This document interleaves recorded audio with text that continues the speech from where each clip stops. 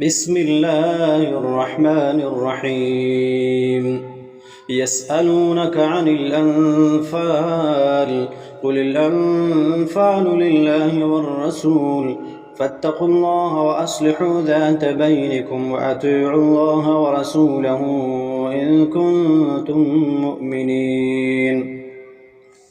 إنما المؤمنون الذين إذا ذكر الله وجلت قلوبهم وإذا تليت عليهم آياته زادتهم إيمانا وعلى ربهم يتوكلون الذين يقيمون الصلاة ومما رزقناهم ينفقون أولئك هم المؤمنون حقا لهم درجات عند ربهم ومغفرة ورزق كريم كما أخرجك ربك من بيتك بالحق وإن فريقا من المؤمنين لكارهون يجادلونك في الحق بعدما تبين كأنما يساقون إلى الموت وهم ينظرون وإذ يعدكم الله إحدى الطائفتين أنها لكم وتودون أن غير ذات الشوكة تكون لكم ويريد الله أن يحق الحق بكلماته ويقطع دابر الكافرين ليحق الحق ويبطل الباطل ولو كره المجرمون إذ تستغيثون ربكم فاستجاب لكم أني ممدكم ب1000 من الملائكة مردفين وما جعله الله إلا بشرى ولتطمئن به قلوبكم وما النصر إلا من عند الله إن الله عزيز حكيم إذ يغشيكم النعاس أمنة منه وينزل عليكم من السماء ماء ليطهركم به ويذهب عنكم رجز الشيطان وليربط على قلوبكم ويثبت به الأقدام إذ يوحي ربك إلى الملائكة أني معكم فثبتوا الذين آمنوا سألقي في قلوب الذين كفروا الرعب فاضربوا فوق الأعناق واضربوا منهم كل بنان ذلك بأنهم شاقوا الله ورسوله ومن يشاقق الله ورسوله فإن الله شديد العقاب ذلكم فذوقوه وأن للكافرين عذاب النار يا أيها الذين آمنوا إذا لقيتم الذين كفروا زحفا فلا تولوهم الأدبار ومن يولهم يومئذ دبره إلا متحرفا لقتال أو متحيزا إلى فئة فقد باء بغضب من الله ومأواه جهنم وبئس المصير فلم تقتلوهم ولكن الله قتلهم وما رميت إذ رميت ولكن الله رمى وليبلي المؤمنين منه بلاء حسنا إن الله سميع عليم ذلكم وأن الله موهن كيد الكافرين إن تستفتحوا فقد جاءكم الفتح وإن تنتهوا فهو خير لكم وإن تعودوا نعد ولن تغني عنكم فئتكم شيئا ولو كثرت وأن الله مع المؤمنين يا أيها الذين آمنوا أطيعوا الله ورسوله ولا تولوا عنه وأنتم تسمعون ولا تكونوا كالذين قالوا سمعنا وهم لا يسمعون إن شر الدواب عند الله الصم البكم الذين لا يعقلون ولو علم الله فيهم خيرا لأسمعهم ولو أسمعهم لتولوا وهم معرضون يا أيها الذين آمنوا استجيبوا لله وللرسول إذا دعاكم لما يحييكم واعلموا أن الله يحول بين المرء وقلبه وأنه إليه تحشرون واتقوا فتنة لا تصيبن الذين ظلموا منكم خاصة واعلموا أن الله شديد العقاب واذكروا إذ أنتم قليل مستضعفون في الأرض تخافون أن يتخطفكم الناس فآواكم وأيدكم بنصره ورزقكم من الطيبات لعلكم تشكرون يا أيها الذين آمنوا لا تخونوا الله والرسول وتخونوا أماناتكم وأنتم تعلمون واعلموا أنما أموالكم وأولادكم فتنة وأن الله عنده أجر عظيم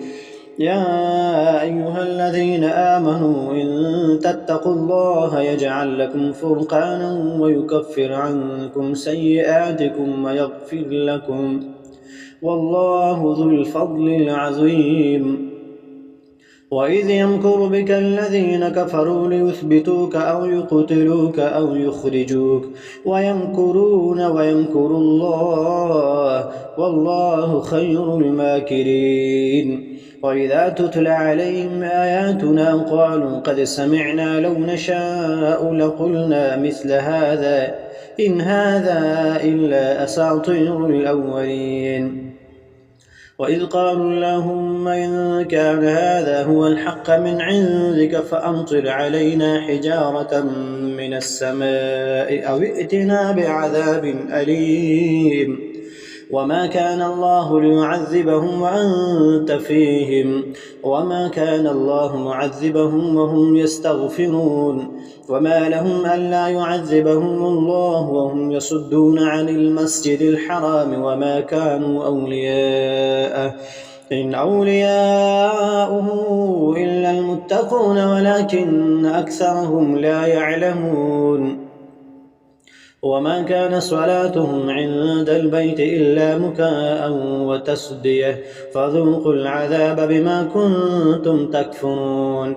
إن الذين كفروا ينفقون أموالهم ليصدوا عن سبيل الله فسينفقونها ثم تكون عليهم حسرة ثم يغلبون والذين كفروا إلى جهنم يحشرون ليميز الله الخبيث من الطيب ويجعل الخبيث بعضه على بعض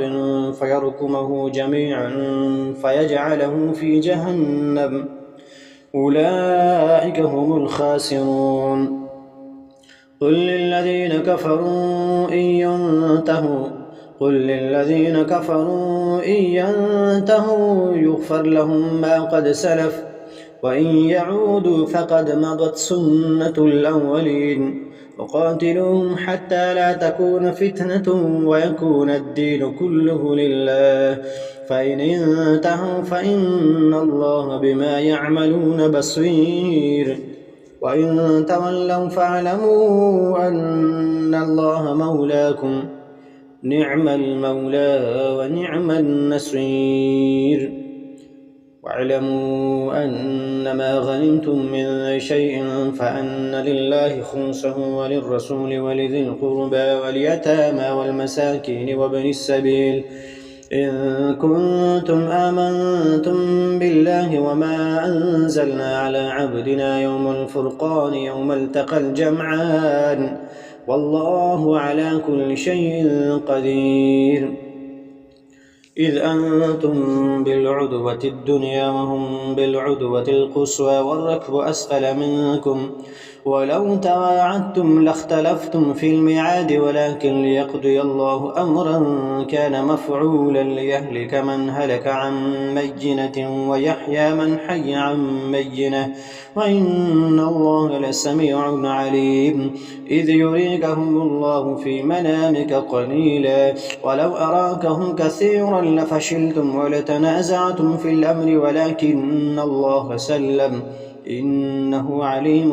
بذات الصدور. وإذ يريكموهم إذ التقيتم في أعينكم قليلا ويقللكم في أعينهم ليقضي الله أمرا كان مفعولا وإلى الله ترجع الأمور.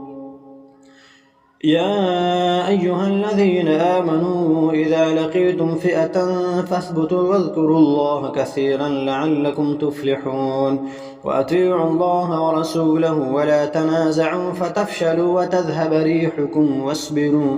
إن الله مع الصابرين. ولا تكونوا كالذين خرجوا من ديارهم بطرا ورئاء الناس ويصدون عن سبيل الله والله بما يعملون محيط. وإذ زين لهم الشيطان أعمالهم وقال لا غالب لكم اليوم من الناس وإني جار لكم فلما تراءت الفئتان نكص على عقبيه وقال إني بريء منكم إني أرى ما لا ترون إني أخاف الله والله شديد العقاب. إذ يقول المنافقون والذين في قلوبهم مرض غر هؤلاء دينهم ومن يتوكل على الله فإن الله عزيز حكيم. ولو ترى إذ يتوفى الذين كفروا الملائكة يضربون وجوههم وأدبارهم وذوقوا عذاب الحريق ذلك بما قدمت أيديكم وأن الله ليس بظلام للعبيد. كدأب آل فرعون والذين من قبلهم كفروا بآيات الله فأخذهم الله بذنوبهم إن الله قوي شديد العقاب. ذلك بأن الله لم يك مغيرا نعمة أنعمها على قوم حتى يغيروا ما بأنفسهم وأن الله سميع عليم. كدأب آل فرعون والذين من قبلهم كذبوا بآيات ربهم فأهلكناهم بذنوبهم وأغرقنا آل فرعون وكل كانوا ظالمين. إن شر الدواب عند الله الذين كفروا فهم لا يؤمنون. الذين عاهدت منهم ثم ينقضون عهدهم في كل مرة وهم لا يتقون. فإما تثقفنهم في الحرب فشرد بهم من خلفهم لعلهم يذكرون. وإما تخافن من قوم خيانة فانبذ إليهم على سواء إنهم لا يعجزون. وإما تخافن من قوم خيانة فانبذ إليهم على سواء إن الله لا يحب الخائنين.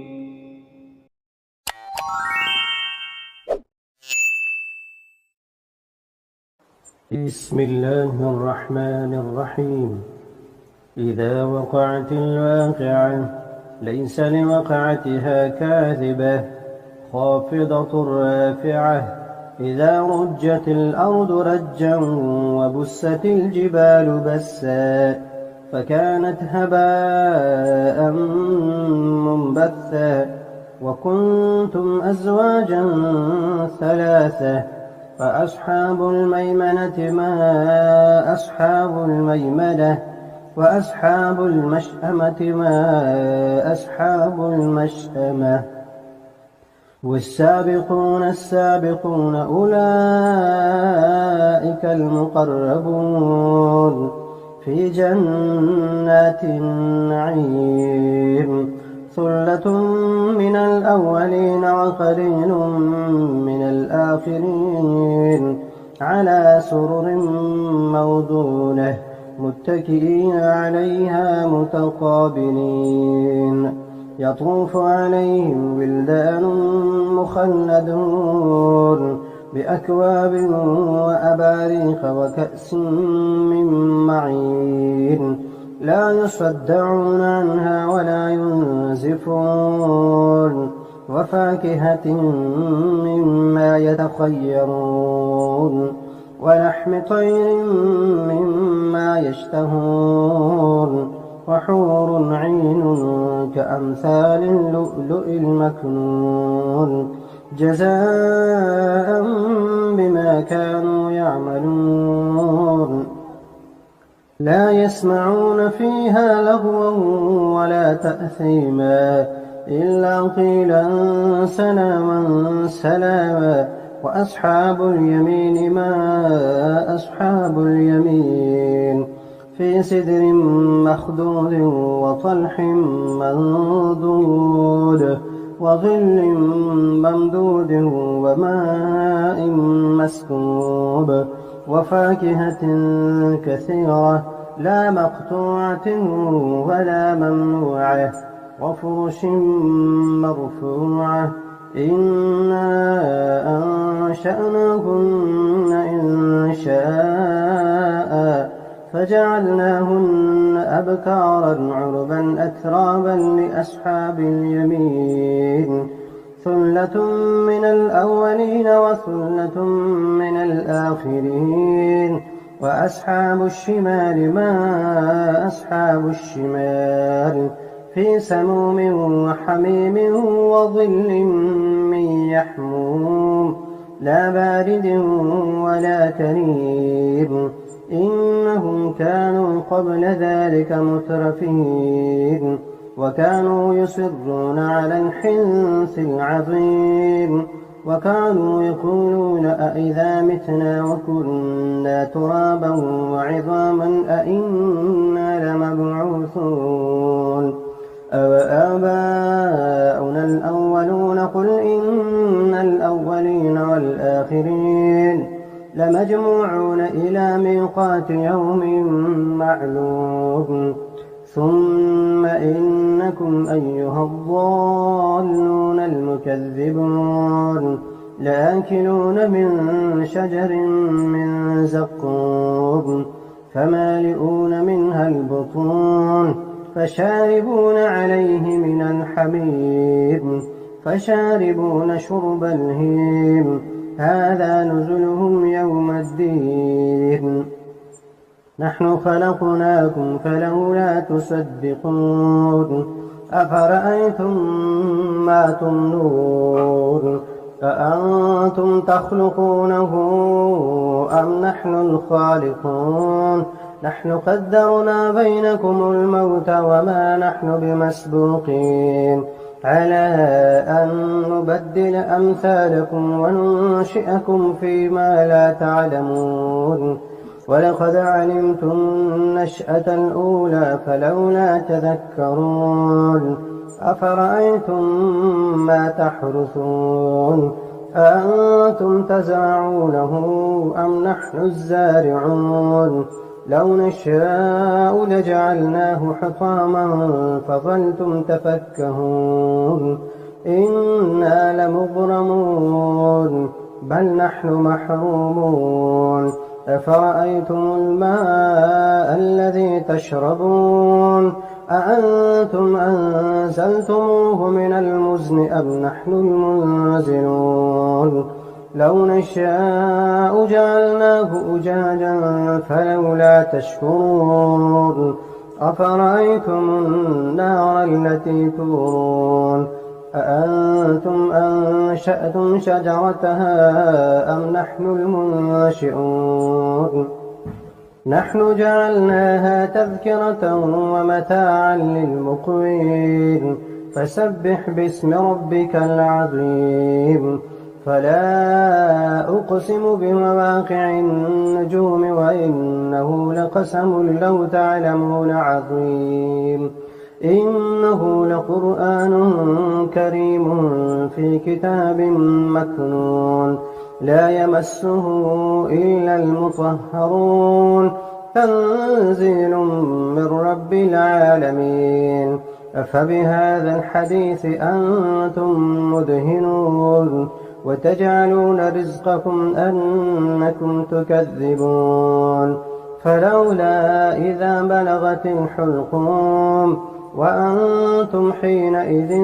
تنظرون ونحن أقرب إليه منكم ولكن لا تبصرون فلولا إن كنتم غير مدينين ترجعونها إن كنتم صادقين فأما إن كان من المقربين فروح وريحان وجنة نعيم وأما إن كان من أصحاب اليمين فسلام لك من أصحاب اليمين وأما إن كان من المكذبين الضالين فنزل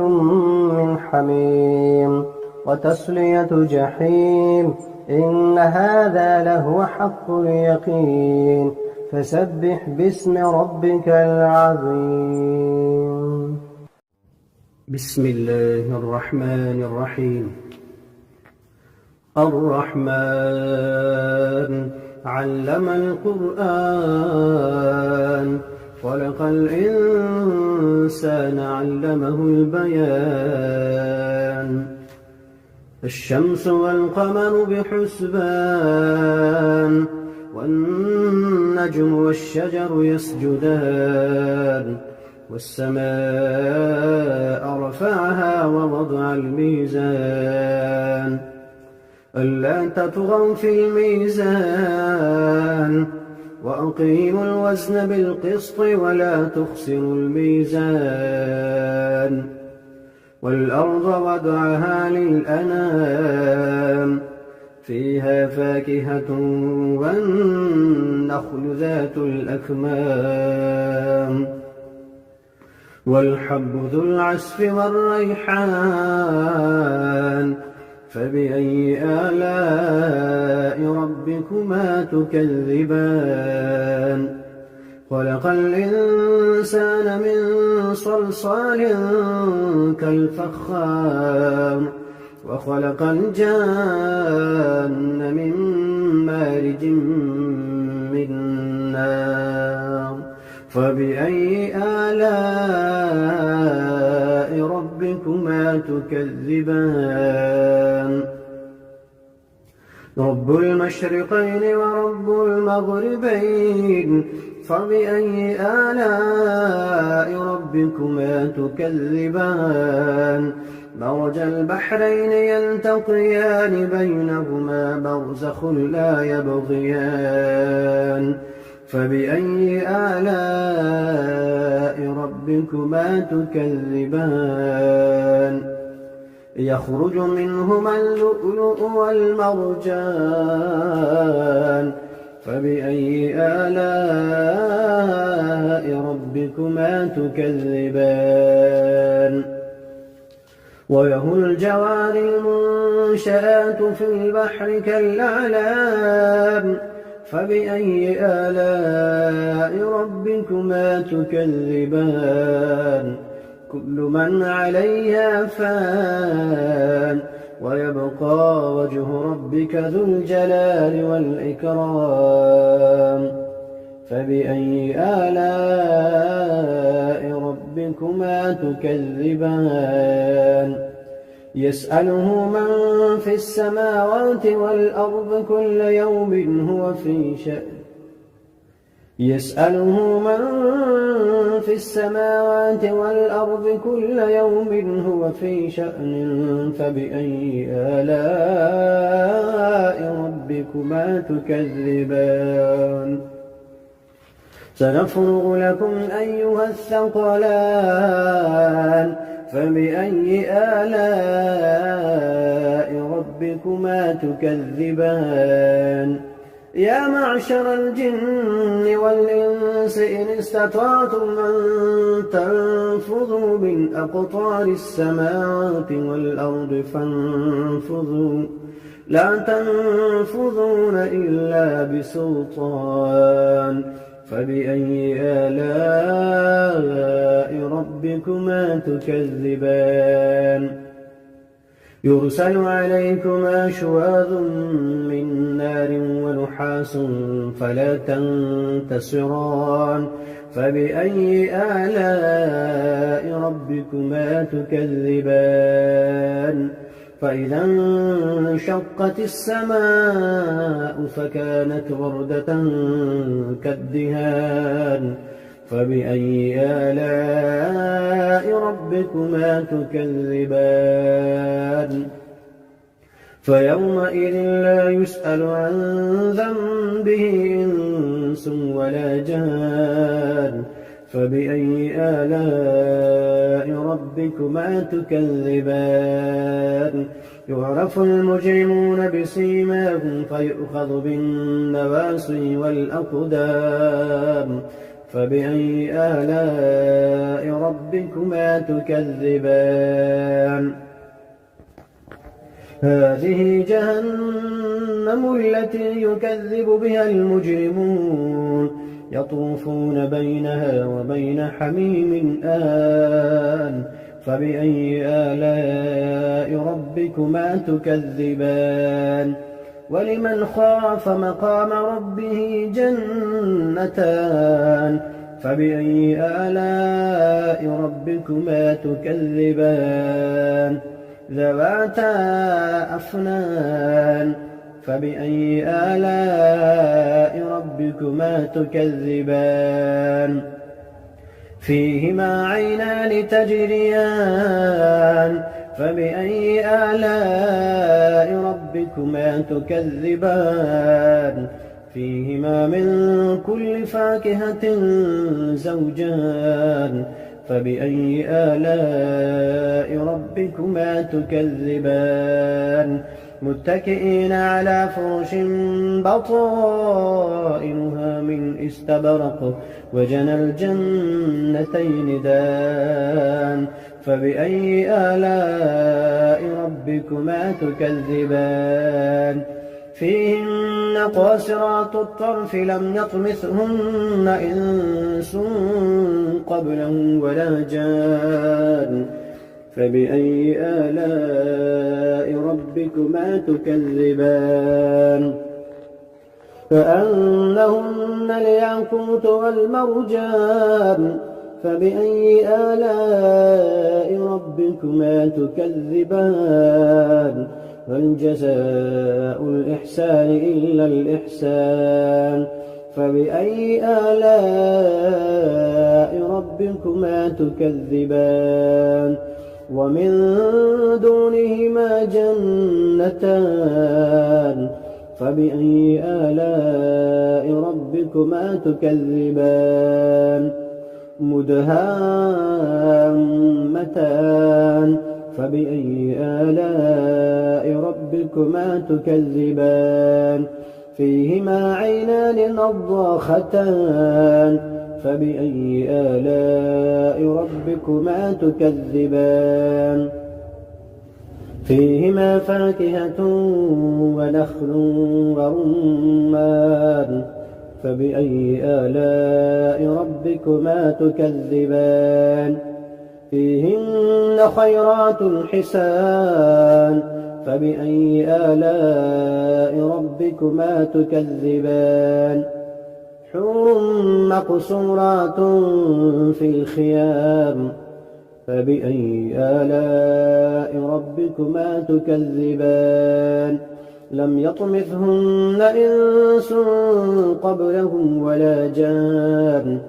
فبأي آلاء ربكما تكذبان متكئين على رفرف خضر وعبقري حسان فبأي آلاء ربكما تكذبان تبارك اسم ربك ذي الجلال والإكرام بسم الله الرحمن الرحيم ياسين والقرآن الحكيم إنك لمن المرسلين على صراط مستقيم تنزيل العزيز الرحيم لتنذر قوما ما أنذر آباؤهم فهم غافلون لقد حق القول على أكثرهم فهم لا يؤمنون إنا جعلنا في أعناقهم أغلالا فهي إلى الأذقان فهم مقمحون وجعلنا من بين أيديهم سدا ومن خلفهم سدا فأغشيناهم فهم لا يبصرون وسواء عليهم أأنذرتهم أم لم تنذرهم لا يؤمنون إنما تنذر من اتبع الذكر وخشي الرحمن بالغيب فبشره بمغفرة وأجر كريم إنا نحن نحيي الموتى ونكتب ما قدموا وآثارهم وكل شيء أحصيناه في إمام مبين واضرب لهم مثلا أصحاب القرية إذ جاءها المرسلون إذ أرسلنا إليهم 2 فكذبوهما فعززنا بثالث فقالوا إنا إليكم مرسلون قالوا ما أنتم إلا بشر مثلنا وما أنزل الرحمن من شيء إن أنتم إلا تكذبون قالوا ربنا يعلم إنا إليكم لمرسلون وما علينا إلا البلاغ المبين قالوا إنا تطيرنا بكم لئن لم تنتهوا لنرجمنكم وليمسنكم منا عذاب أليم قالوا طائركم معكم أئن ذكرتم بل أنتم قوم مسرفون وجاء من أقصى المدينة رجل يسعى قال يا قوم اتبعوا المرسلين اتبعوا من لا يسألكم أجرا وهم مهتدون وما لي لا أعبد الذي فطرني وإليه ترجعون أأتخذ من دونه آلهة إن يردني الرحمن بضر لا تغن عني شفاعتهم شيئا ولا ينقذون إني إذا لفي ضلال مبين إني آمنت بربكم فاسمعون قيل ادخل الجنة قال يا ليت قومي يعلمون بما غفر لي ربي وجعلني من المكرمين وما أنزلنا على قومه من بعده من جند من السماء وما كنا منزلين إن كانت إلا صيحة واحدة فإذا هم خامدون يا حسرة على العباد ما يأتيهم من رسول إلا كانوا به يستهزئون ألم يروا كم أهلكنا قبلهم من القرون أنهم إليهم لا يرجعون وإن كل لما جميع لدينا محضرون وآية لهم الأرض الميتة أحييناها وأخرجنا منها حبا فمنه يأكلون وجعلنا فيها جنات من نخيل وأعناب وفجرنا فيها من العيون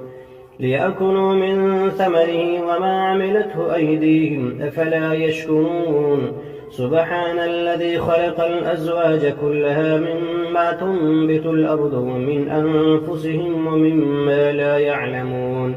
وآية لهم الليل نسلخ منه النهار فإذا هم مظلمون والشمس تجري لمستقر لها ذلك تقدير العزيز العليم والقمر قدرناه منازل حتى عاد كالعرجون القديم لا الشمس ينبغي لها أن تدرك القمر ولا الليل سابق النهار وكل في فلك يسبحون وآية لهم أنا حملنا ذريتهم في الفلك المشحون وخلقنا لهم من مثله ما يركبون وإن نشأ نغرقهم فلا صريخ لهم ولا هم ينقذون إلا رحمة منا ومتاعا إلى حين. وإذا قيل لهم اتقوا ما بين أيديكم وما خلفكم لعلكم ترحمون وما تأتيهم من آية من آيات ربهم إلا كانوا عنها معرضين. وإذا قيل لهم أنفقوا مما رزقكم الله قال الذين كفروا للذين آمنوا أنطعم من لم يشاء الله أطعمه إن أنتم إلا في ضلال مبين. ويقولون متى هذا الوعد إن كنتم صادقين ما ينظرون إلا صيحة واحدة تأخذهم فهم يخصمون فلا يستطيعون توصية ولا إلى أهلهم يرجعون. ونفخ في الصور فإذا هم من الأجداث إلى ربهم ينسلون. قالوا يا ويلنا من بعثنا من مرقدنا هذا ما وعد الرحمن وصدق المرسلون. إن كانت إلا صيحة واحدة فإذا هم جميع لدينا محضرون. فاليوم لا تظلم نفس شيئا ولا تجزون إلا ما كنتم تعملون. إن أصحاب الجنة اليوم في شغل فاكهون هم وأزواجهم في ظلال على الأرائك متكئون لهم فيها فاكهة ولهم ما يدعون سلام قولا من رب رحيم. وامتازوا اليوم أيها المجرمون ألم أعهد إليكم يا بني آدم ألا تعبدوا الشيطان إنه لكم عدو مبين وأن اعبدوني هذا صراط مستقيم. ولقد أضل منكم جبلا كثيرا أفلم تكونوا تعقلون. هذه جهنم التي كنتم توعدون اصلوها اليوم بما كنتم تكفرون. اليوم نختم على أفواههم وتكلمنا أيديهم وتشهد أرجلهم بما كانوا يكسبون. ولو نشاء لطمسنا على أعينهم فاستبقوا الصراط فأنى يبصرون. ولو نشاء لمسخناهم على مكانتهم فما استطاعوا مضيا ولا يرجعون. ومن نعمره ننكسه في الخلق أفلا يعقلون. وما علمناه الشعر وما ينبغي له إن هو إلا ذكر وقرآن مبين لينذر من كان حيا ويحق القول على الكافرين. أولم يروا أنا خلقنا لهم مما عملت أيدينا أنعاما فهم لها مالكون وذللناها لهم فمنها ركوبهم ومنها يأكلون ولهم فيها منافع ومشارب أفلا يشكرون. واتخذوا من دون الله آلهة لعلهم ينصرون لا يستطيعون نصرهم وهم لهم جند محضرون. فلا يحزنك قولهم إنا نعلم ما يسرون وما يعلنون. أولم ير الإنسان أنا خلقناه من نطفة فإذا هو خصيم مبين. وضرب لنا مثلا ونسي خلقه قال من يحيي العظام وهي رميم قل يحييها الذي أنشأها أول مرة وهو بكل خلق عليم. الذي جعل لكم من الشجر الأخضر نارا فإذا أنتم منه توقدون. أوليس الذي خلق السماوات والأرض بقادر على أن يخلق مثلهم بلى وهو الخلاق العليم. إنما أمره إذا أراد شيئا أن يقول له كن فيكون. فسبحان الذي بيده ملكوت كل شيء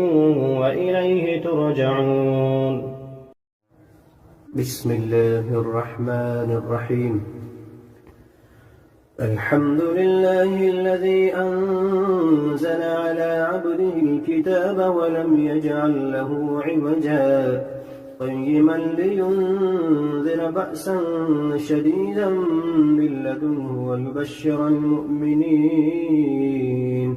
ويبشر المؤمنين الذين يعملون الصالحات أن لهم أجرا حسنا ماكثين فيه أبدا وينذر الذين قالوا اتخذ الله ولدا ما لهم به من علم ولا لآبائهم كبرت كلمة تخرج من أفواههم إن يقولون إلا كذبا فلعلك باخع نفسك على آثارهم إن لم يؤمنوا بهذا الحديث أسفا إنا جعلنا ما على الأرض زينة لها لنبلوهم أيهم أحسن عملا وإنا لجاعلون ما عليها صعيدا جرزا أم حسبت أن أصحاب الكهف والرقيم كانوا من آياتنا عجبا إذ أوى الفتية إلى الكهف فقالوا ربنا آتنا من لدنك رحمة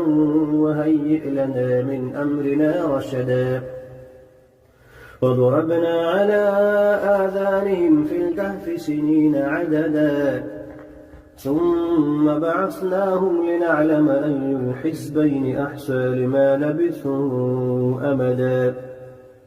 نحن نقص عليك نبأهم بالحق إنهم فتية آمنوا بربهم وزدناهم هدى وربطنا على قلوبهم إذ قاموا فقالوا ربنا رب السماوات والأرض لن ندعو من دونه إلها لقد قلنا إذا شططا هؤلاء قوم اتخذوا من دونه آلهة لولا يأتون عليهم بسلطان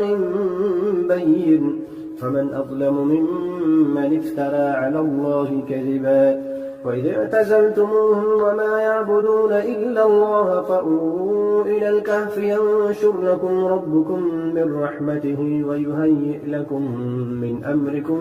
مرفقا وترى الشمس إذا طلعت تزاور عن كهفهم ذات اليمين وإذا غربت تقرضهم ذات الشمال وهم في فجوة منه ذلك من آيات الله من يهد الله فهو المهتد ومن يضلل فلن تجد له وليا مرشدا وتحسبهم أيقاظا وهم رقود ونقلبهم ذات اليمين وذات الشمال وكلبهم باسط ذراعيه بالوصيد لو اطلعت عليهم لوليت منهم فرارا ولملئت منهم رعبا وكذلك بعثناهم ليتساءلوا بينهم قال قائل منهم كم لبثتم قالوا لبثنا يوما أو بعض يوم قالوا ربكم أعلم بما لبثتم فابعثوا أحدكم بورقكم هذه إلى المدينة فلينظر أيها أزكى طعاما فليأتكم برزق منه وليتلطف ولا يشعرن بكم أحدا إنهم إن يظهروا عليكم يرجموكم أو يعيدوكم في ملتهم ولن تفلحوا إذا أبدا وكذلك أعثرنا عليهم ليعلموا أن وعد الله حق وأن الساعة لا ريب فيها إذ يتنازعون بينهم أمرهم فقالوا بنوا عليهم بنيانا ربهم أعلم بهم قال الذين غلبوا على أمرهم لنتخذن عليهم مسجدا سيقولون ثلاثة رابعهم كلبهم ويقولون 5 سادسهم كلبهم رجما بالغيب ويقولون 7 وثامنهم كلبهم قل ربي أعلم بعدتهم ما يعلمهم إلا قليل فلا تمار فيهم إلا مراء ظاهرا ولا تستفت فيهم منهم أحدا ولا تقولن لشيء إني فاعل ذلك غدا إلا أن يشاء الله واذكر ربك إذا نسيت وقل عسى أن يهديني ربي لأقرب من هذا رشدا ولبثوا في كهفهم 300 سنين وازدادوا 9 قل الله أعلم بما لبثوا له غيب السماوات والأرض أبصر به وأسمع ما لهم من لدونه من ولي ولا يشرك في حكمه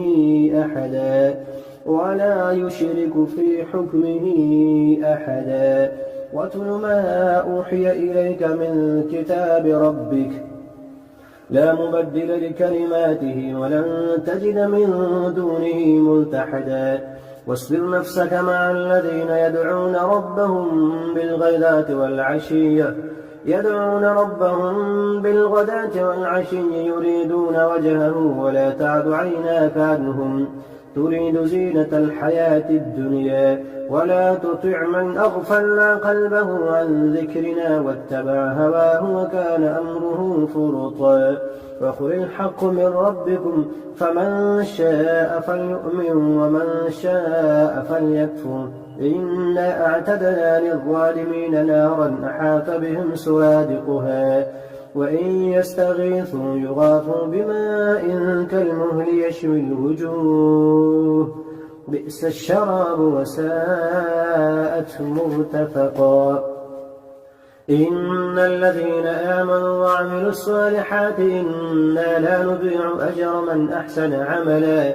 أولئك لهم جنات عدن تجري من تحتهم الأنهار يحلون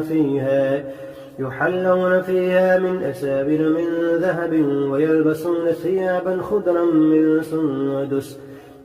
من سندس واستبرق متكئين فيها على الأرائك نعم الثواب وحسنت مرتفقا واضرب لهم مثلا رجلين جعلنا لأحدهما جنتين من أعناب وحففناهما بنخل وجعلنا بينهما زرعا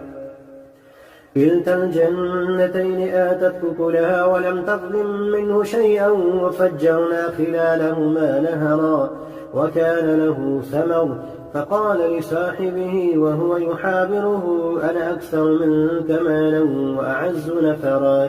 ودخل جنته وهو ظالم لنفسه قال ما أظن أن تبيد هذه أبدا وما أظن الساعة قائمة ولئن رددت إلى ربي لأجدن خيرا منها منقلبا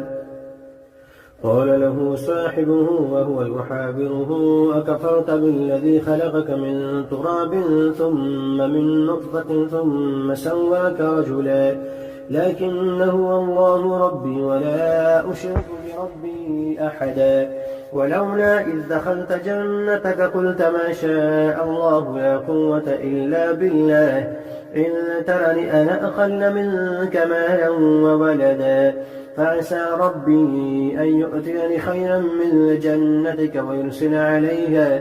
ويرسل عليها حسبانا من السماء فتصبح صعيدا زلقا أو يصبح ماؤها غورا فلن تستطيع له طلبا وأحيط بثمره فأصبح يقلب كفيه على ما أنفق فيها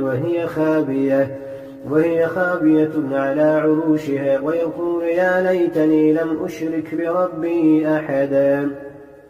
ولم تكن له فئة ينصرونه من دون الله وما كان منتصرا هنالك الولاية لله الحق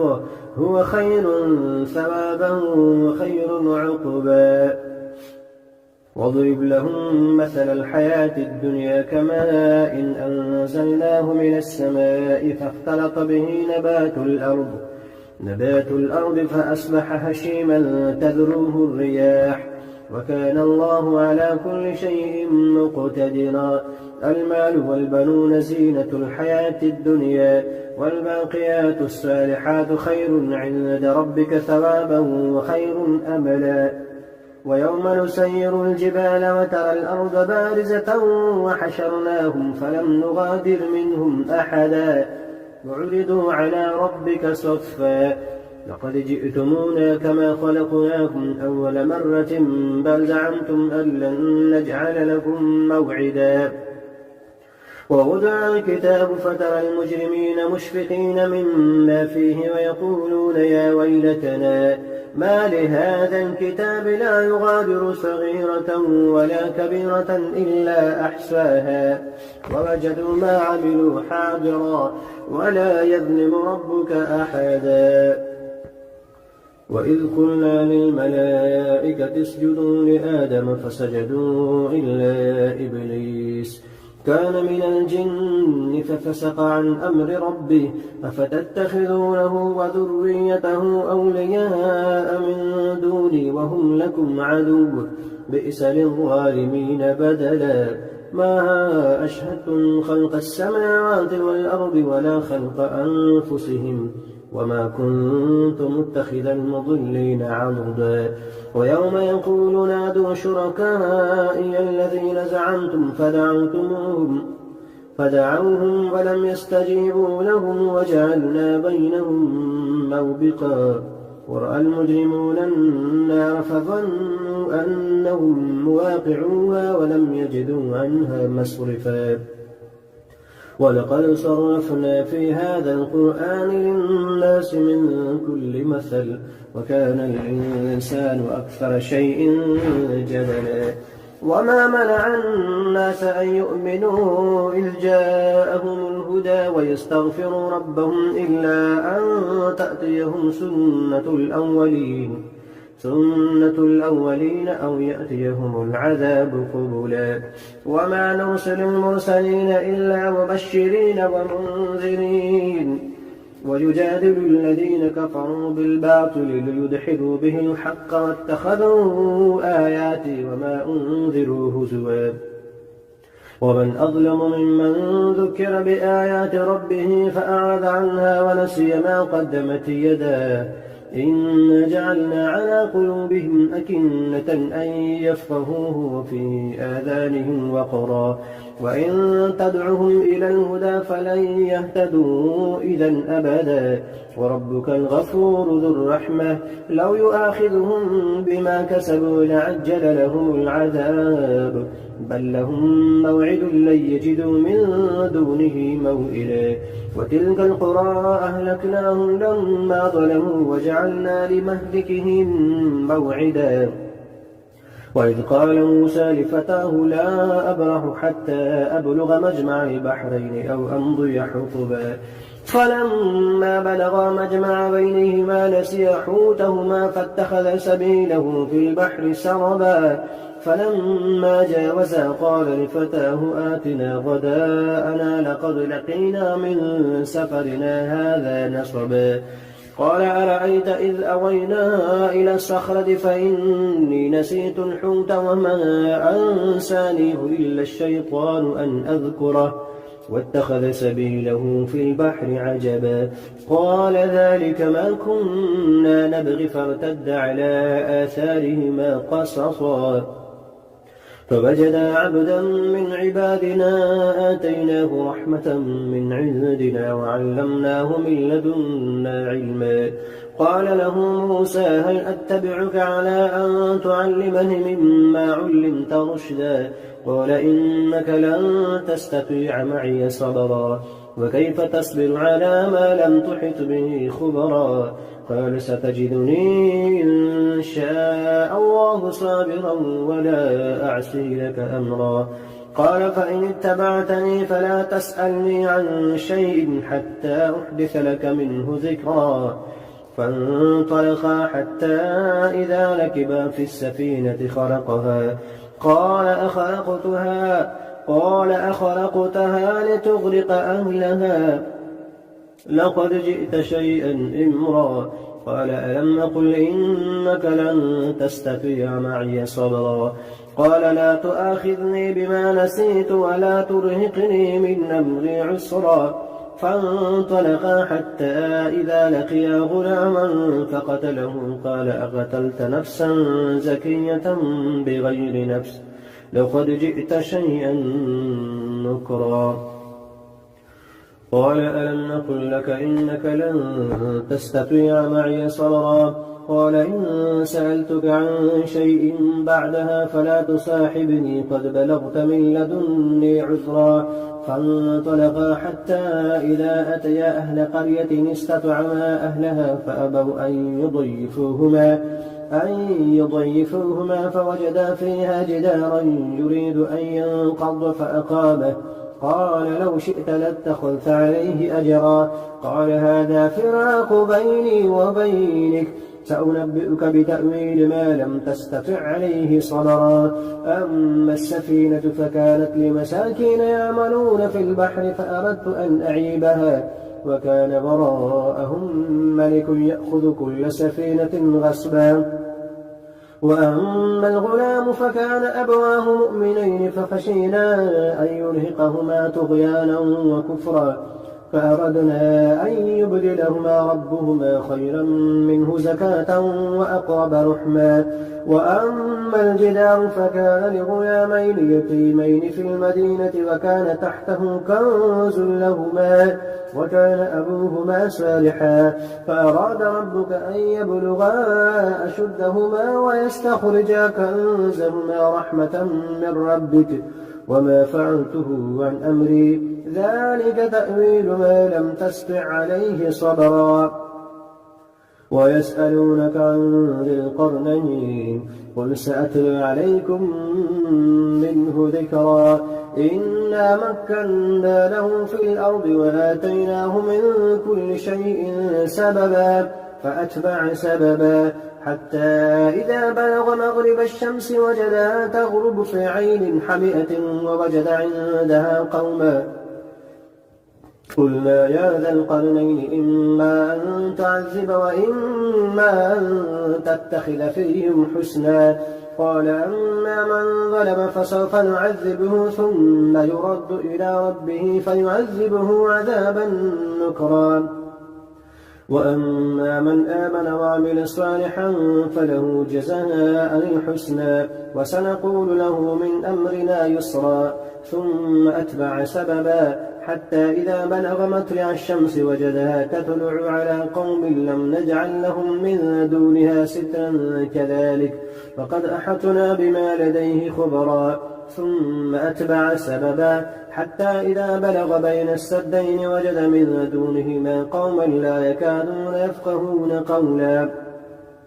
قالوا يا ذا القرنين إن يأجوج ومأجوج مفسدون في الأرض فهل نجعل لك خرجا على أن تجعل بيننا وبينهم سدا. قال ما مكنني فيه ربي خير فأعينوني بقوة أجعل بينكم وبينهم ردما. آتوني زبر الحديد حتى إذا ساوى بين الصدفين قال انفخوا حتى إذا جعله نارا قال آتوني أفرغ عليه قطرا. فما استطاعوا أن يظهروه وما استطاعوا له نقبا. قال هذا رحمة من ربي فإذا جاء وعد ربي جعله دكاء وكان وعد ربي حقا. وتركنا بعضهم يومئذ يموج في بعض ونفخ في السور فجمعناهم جمعا وعرضنا جهنم يومئذ للكافرين عرضا. الذين كانت أعينهم في غطاء عن ذكري وكانوا لا يستطيعون سمعا. أفحسب الذين كفروا أن يتخذوا عبادي من دوني أولياء إنا أعتدنا للكافرين نزلا. قل هل ننبئكم بالأخسرين أعمالا الذين ضل سعيهم في الحياة الدنيا وهم يحسبون أنهم يحسنون صنعا أولئك الذين كفروا بآيات ربهم ولقائه فحبطت أعمالهم فلا نقيم لهم يوم القيامة وزنا إن الذين آمنوا ذلك جزاؤهم جهنم بما كفروا واتخذوا آياتي ورسلي هزوا إن الذين آمنوا وعملوا الصالحات كانت لهم جنات الفردوس نزلا خالدين فيها لا يبغون عنها حولا قل لو كان البحر مدادا لكلمات ربي لنفد البحر قبل أن تنفد كلمات ربي ولو جئنا بمثله مددا قل إنما أنا بشر مثلكم يوحى إلي أنما إلهكم إله واحد فمن كان يرجو لقاء ربه فليعمل عملا صالحا ولا يشرك بعبادة ربه أحدا.